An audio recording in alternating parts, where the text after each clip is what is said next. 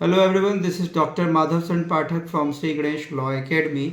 आज का ये जो वीडियो है मैं एमपी एडीपीओ की दृष्टि से आप लोगों के समक्ष लेकर आया हूँ। और आज का ये जो वीडियो है ये मध्य प्रदेश गौवंश प्रतिषेध अधिनियम 2004 के बारे में हम आज इस विषय को जानेंगे। पहले मैं बताना चाहूँगा कि मध्य प्रदेश गौवंश प्रतिषेध अधिनियम गौ संरक्षण के लिए है और गौवंश के अंतर्गत गाय, बैल और गाय का बछड़ा एवं सांड, इन 4 कैटेगरी के लिए। और इनको मध्य प्रदेश सरकार ने इसको संरक्षित जीव के रूप में माना हुआ है। और संरक्षित जीव जंतु के अंतर्गत इसमें जो अपराध हैं उनके बारे में और अपराध के लिए दंड क्या है उसके बारे में, साथ ही कौन सी अथॉरिटी इस पर काम करेगी, कितना दंड होगा और इस पर नियम कौन बना सकेगा, इन विषयों के बारे में चर्चा की गई है। मोटे तौर पर ये जो अधिनियम है ये 18 धाराओं में बटा हुआ है और 18 धाराओं में कैटेगराइज वे से एक एक सेक्शन पर हम इस पर ब्रीफ डिस्कशन करेंगे।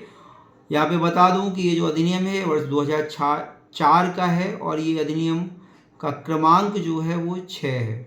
ये अधिनियम ऐसा अधिनियम है जिस पर राज्यपाल की अनुमति 26 मार्च 2004 को मिली तथा 29 मार्च 2004 से यह अधिनियम प्रवृत्त हो गया। संक्षिप्त नाम इसका मध्य प्रदेश गौवंश प्रतिषेध अधिनियम है। अधिनियम का क्रमांक 4 है। मोटे तौर पर इसमें गौवंश, गौमांस, सक्षम अधिकारी एवं अन्य प्रावधानों के संबंध में सेक्शन 2 में परिभाषाएं दी गई हैं।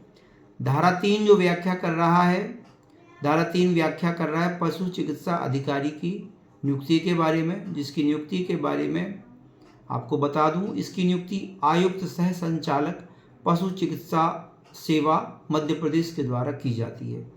यहाँ पर मोटे तौर पर यदि देखें तो धारा 4, 5, 6 का 6 खा, ये धाराएं अपराध को परिभाषित करती हैं और धारा 9 है जो इन अपराधों के बारे में दंड की व्याख्या करती है। धारा 4 कहती है कि गौवंश का वध प्रतिषिद्ध रहेगा। गौवंश के अंतर्गत गाय, बछड़ा, बैल और सांड आएंगे। इसका वध किसी भी दृष्टि में दंडनीय है और धारा 9 के अंतर्गत दंडनीय बनाया गया है।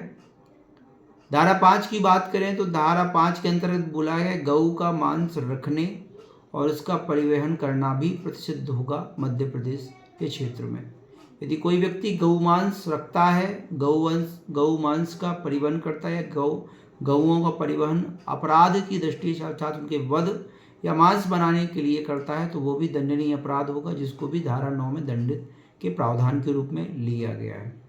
धारा 6 की बात करें तो वध के लिए गौवंश के परिवहन पर प्रतिषेध किया गया है। किसी भी गाय को यदि आप वध करने के लिए ले जा रहे हैं, गौमांस बनाने के लिए ले जा रहे हैं, तो ऐसा परिवहन प्रतिषिद्ध रहेगा और वो प्रतिषिद्ध चाहे वो मध्य प्रदेश की सीमा में हो या फिर अन्य राज्य से, हमारे राज्य में परिवहन हो रहा हो, यहाँ से कहीं किसी अन्य राज्य में जा रहा हो, तो उस गौवंश के परिवहन पर प्रतिषिद्ध रहेगा और एक अपराध के रूप में दंडनीय होगा। वो भी धारा 9 में दंड के बारे में व्याख्या की गई।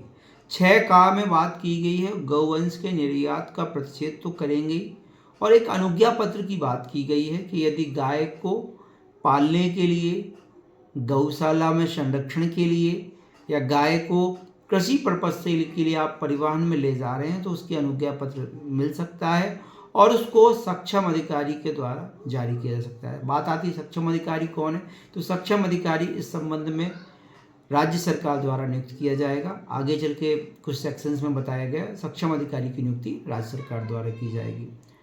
इसके बाद 6 का में गौवंश के यदि आप अच्छे कार्य के लिए ले जा रहे हैं, गौवंश को कृषि पालन के लिए ले जा रहे हैं, किसी संस्था गौशाला में के लिए ले जा रहे हैं, गाय के हित में काम कर रहे हैं, गौवंश के हित में काम कर रहे हैं, तो वो अनुज्ञा पत्र मिलेगा, वो सक्षम अधिकारी जारी कर सकता है।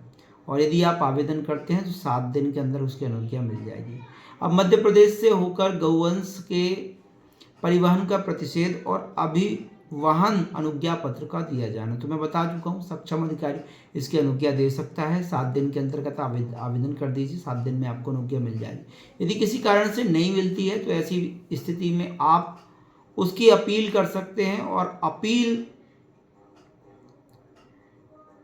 कहाँ करेंगे अपील? आप संभागीय आयुक्त को कर सकते हैं सक्षम अधिकारी के आदेश की अपील।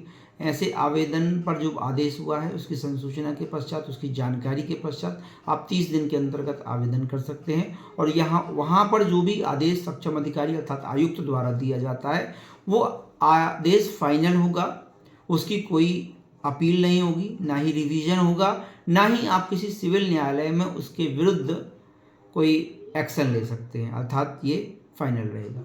इसके बाद धारा 7 जो कहती है वो संस्थाओं के सुदृढ़ीकरण की बात करती है।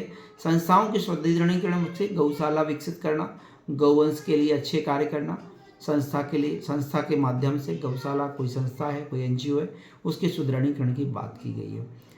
8 बात की गई प्रभारों के उद्गरण की। कोई गाय है, कोई जानवर है जो आपकी किसी संस्था में है, तो यदि उसको कुछ अच्छा कर रहे हैं, उसके उचित कार्य कर रहे हैं, तो ऐसी स्थिति में जो संस्था का भारसाधक अधिकारी है वो स्वामी से पैसा वसूल कर सकता है, पैसा ले सकता है। अब बात करते हैं धारा 9 में शास्ति के बारे में बात करते हैं। धारा 9 बेसिकली धारा 4, धारा 5, 6 का 6 खा, इन धाराओं के दंड के बारे में बात करते हैं। तो धारा 4 में मैंने आपसे डिस्कस किया था गौवंश के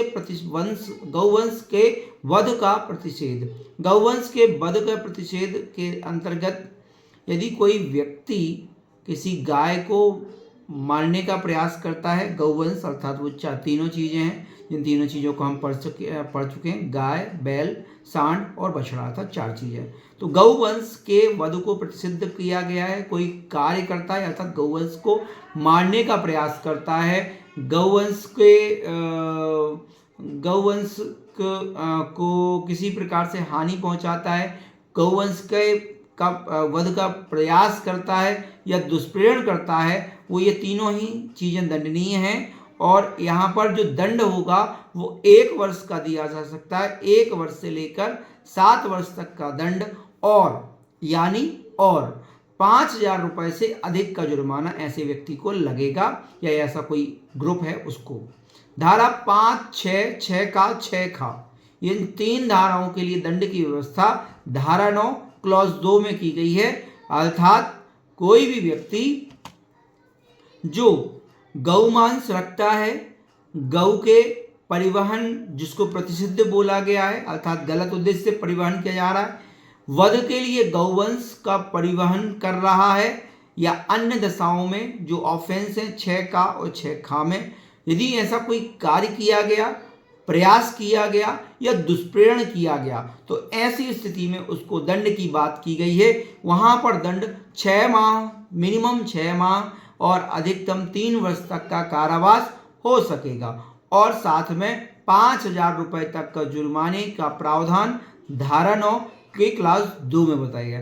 धारा 10 बात करती है जो अपराध होंगे जो 4, 5, 6, 6 का 6 खा में किए जा रहे हैं, तो ऐसे अपराध संज्ञेय होंगे, अर्थात उनमें पुलिस बिना वारंट के गिरफ्तारी कर सकती है।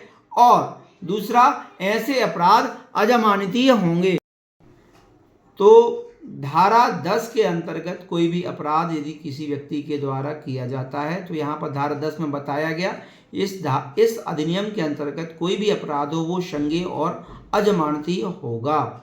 इसके बाद बात करते हैं धारा 11 की, जो बात कर रहा है इन्वेस्टिगेशन के बारे में, सीजर के बारे में, प्रवेश, निरीक्षण, तलाशी, अभिग्रहण की शक्ति। तो धारा 11 में बोला गया कि जो सक्षम अधिकारी है या सक्षम अधिकारी के द्वारा किसी व्यक्ति को प्राधिकृत किया गया है, वह ऐसे जो वाहन हैं उनको रोक सकेगा, उनकी तलाशी कर सकेगा, ऐसा कोई स्थान है जहां पर ऐसा कोई कार्य किया जा रहा है, प्रवेश कर सकता है, निरीक्षण कर सकता है, तलाशी कर सकता है। अब बात आती है तलाशी में के अंतर्गत यहाँ पर एक व्यक्ति को और प्राधिकृत किया गया है, हेड कांस्टेबल। जो हेड कांस्टेबल होता है पुलिस थाने का, वो व्यक्ति भी तलाशी कर सकता है, उससे निम्न श्रेणी का नहीं।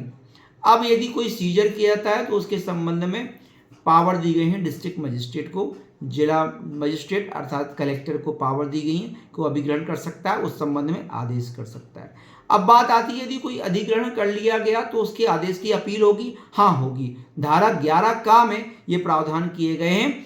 11(5) के अंतर्गत जो अधिग्रहण किया गया है उस आदेश के विरुद्ध अपील संभागीय आयुक्त को होगी, और ऐसी अपील 11(5) के ऑर्डर के अंतर्गत जो अपील की गई है 11(a) के अधीन रहते हुए अपील करी जाएगी 30 दिन के अंदर, मतलब जिस दिन आदेश हुआ उससे 30 दिन या आपको सूचना प्राप्ति हुई उसके विरुद्ध। अब बात आती है क्या जो आदेश संभागीय आयुक्त द्वारा किया गया है क्या वो फाइनल होगा?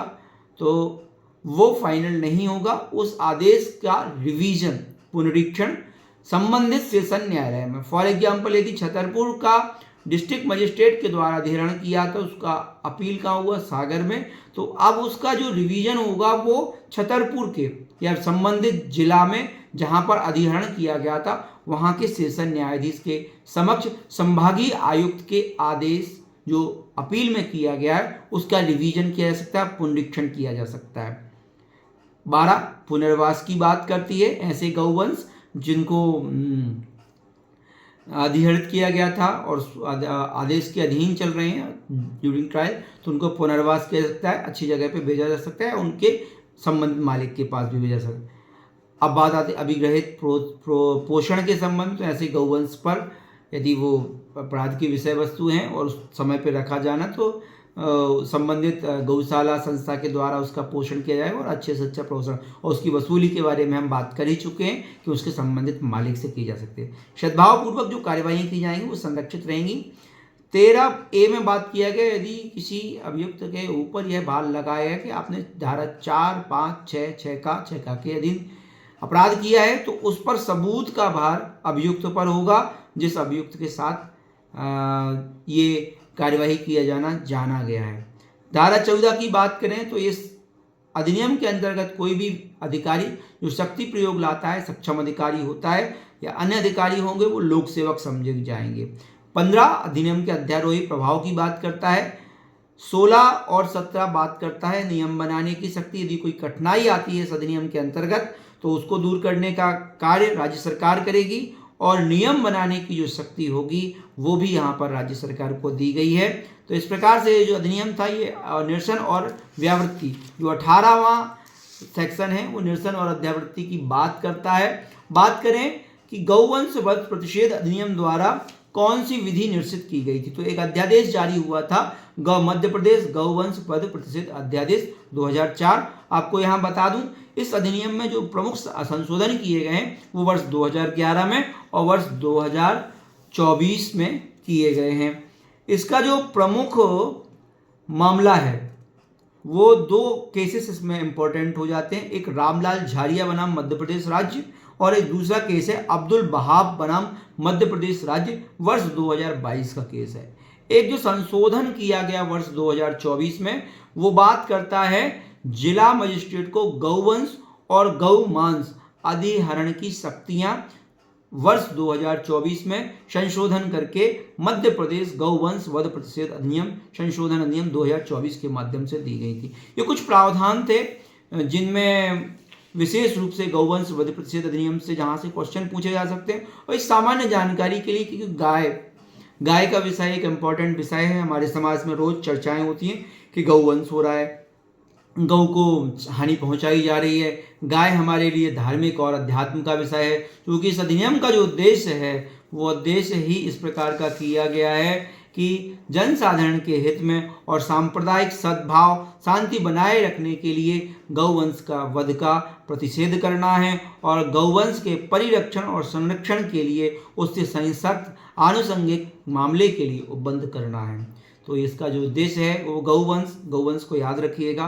गौवंश के अंतर्गत जो बात आती है वो गाय का बछड़ा, बैल और सांड, इन 4 जंतुओं के ऊपर जिसको हमारी स्पिरिचुअलिटी से गाय को हम चूंकि माँ बोलते हैं, माता का संज्ञा दी गई, गाय के गोबर और मूत्र यानी हर चीज़ गाय का उपयोगी है, इसलिए हम उसको माँ की संज्ञा दे रहे हैं। तो ये गौवंश प्रसिद्ध अधिनियम आपके एडीपीओ की दृष्टि से इम्पोर्टेंट था, जिसका वीडियो ये आज मैंने तैयार किया।